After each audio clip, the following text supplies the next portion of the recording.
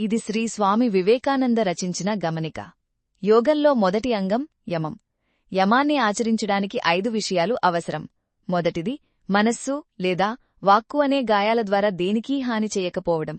రెండవది మనస్సు లేదా వాక్కు అనే గాయాల ద్వారా సత్యాన్ని పలకడం. మూడవది మనస్సు లేదా వాక్కు అనే గాయాల ద్వారా కోరికల నుండి విముక్తుడవ్వడం. నాలుగవది మనస్సు లేదా వాక్కు అనే గాయాల ద్వారా సంపూర్ణంగా పవిత్రంగా ఉండటం. ఐదవది మనస్సు లేదా వాక్కు అనే గాయాల ద్వారా అతి చిన్న పాపాన్ని కూడా చేయకపోవడం. పవిత్రతే గొప్ప శక్తి, దాని ముందు మిగతావన్నీ వణికిపోతాయి.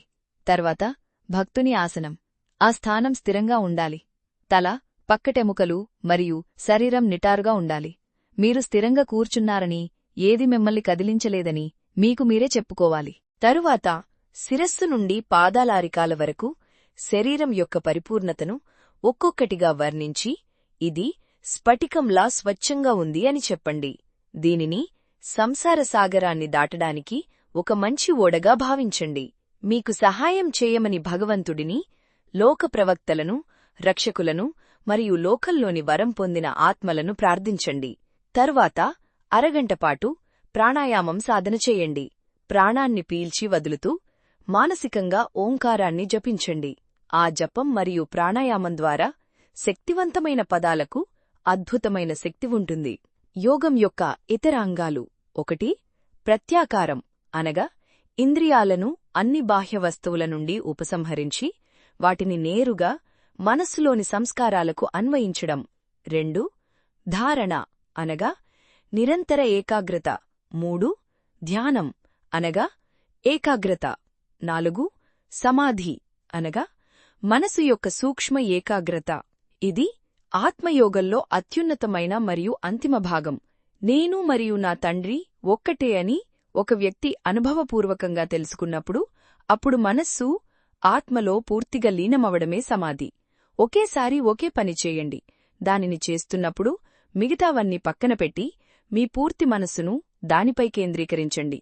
మనస్సును చెదరనివ్వకండి. మనస్సు చెదిరితే ఏకాగ్రత ఉండదు, పని పూర్తి కాదు. రాజయోగం, హఠయోగ మార్గం. ఇది స్వామి వివేకానంద రచించిన గమనిక. మొదట ధ్యానం ప్రతికూలంగా ఉండాలి. ప్రతిదాని గురించి ఆలోచించండి. కేవలం మననం చేయడం ద్వారా మనస్సులో ఉద్భవించే ప్రతిదాన్ని గ్రహించండి.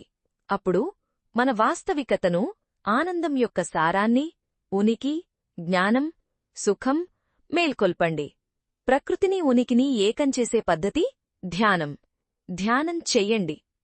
పైన అంతా నేనే, కింద అంతా నేనే, మధ్యలో అంతా నేనే. నేను సర్వప్రాణులలో ఉన్నాను, సర్వప్రాణులు నాలో ఉన్నాయి. ఓం తత్సత్.